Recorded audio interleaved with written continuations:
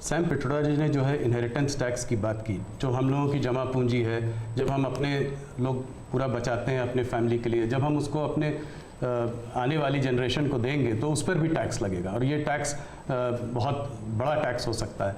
तो क्या आप कहेंगे कि बीजेपी अगर आएगी तो इस टैक्स को कभी नहीं लागू करेगी? भारतीय जनता पार्टी क्या करेगी, हमारे मैनिफेस्टो में साफ हमने लिख करके लाए भाई। अब उन्होंने कहीं सगुफा छोड़ दिया तो मैं भी वो झंडा लेके घूमूंगा, ये सवाल आपके मन में कैसे आ जाता है? ये भारतीय जनता पार्टी की विचारधारा साफ है जी। हम अपनी विचारधारा के आधार पर कार्यक्रमों को लेकर के, मैनिफेस्टो को लेकर के देश के सामने जाते हैं। कृपा करके ऐसे महाशयों के विचारों को हम पर मत थोपिए भाई।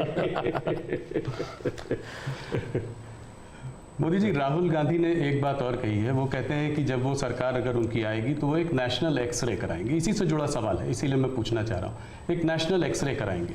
बात सिर्फ कास्ट सेंसस की नहीं है जो कि वो करते आए हैं, उस पर भी मैं आपका मत जानना चाहूँगा, मगर बात वो कहते हैं इससे आगे है।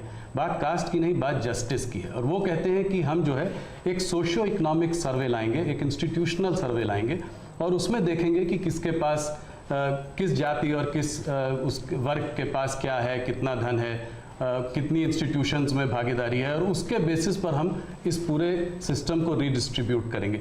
इसको आप कैसे देखते हैं? सबसे पहले तो इस देश में जो लोग अपने आप को राजनीति के एक्सपर्ट मानते हैं, जो लोग देश के उतार चढ़ाव को बड़ी बारीकी से अध्ययन करते हैं, सबसे पहले उनका दायित्व है कि वो ऐसे लोगों को पूछे कि जिस परिस्थितियों का वर्णन आप कर रहे हो, अगर ये सही है तो 50, 60, 65 साल तो आपने राज किया भाई। ये मुसीबत के जो जन्मदाता आप हो और आपने अब तक की बर्बादी लाई क्यों? पहले उनका जवाब मांगो भाई, नंबर 1। नंबर 2, एक्सरे का मतलब क्या है जी?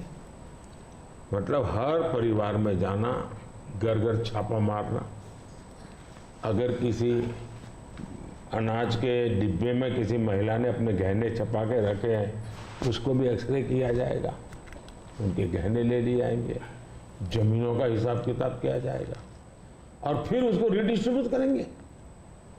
ये दुनिया में एक माओवादी विचार ने सब किया हुआ है, दुनिया बर्बाद हो चुकी है जी। ये पूरी तरह अर्बन नक्सल उस सोच का सीधा सीधा प्रकटीकरण है और इसलिए मैनिफेस्टो आने के 10 दिन के बाद भी ये जो जमात आए दिन लिखापट्टी करती है ना, वो चुप रही, उनके प्रोटेक्शन में चुप रही है। तब मिलके मेरी जिम्मेवारी बन जाती है कि देश को जगाना कि भाई देखिए आपको लूटने की तरकीब हो रही है। और दूसरा पार्ट है, डॉक्टर मनमोहन सिंह जी वगैरह उन्होंने हर बार कहा है कि भाई जो भी संपत्ति होगी इस पर पहला अधिकार किसका होगा। तो हिसाब किताब बहुत साफ है, वो क्या करना चाहते हैं।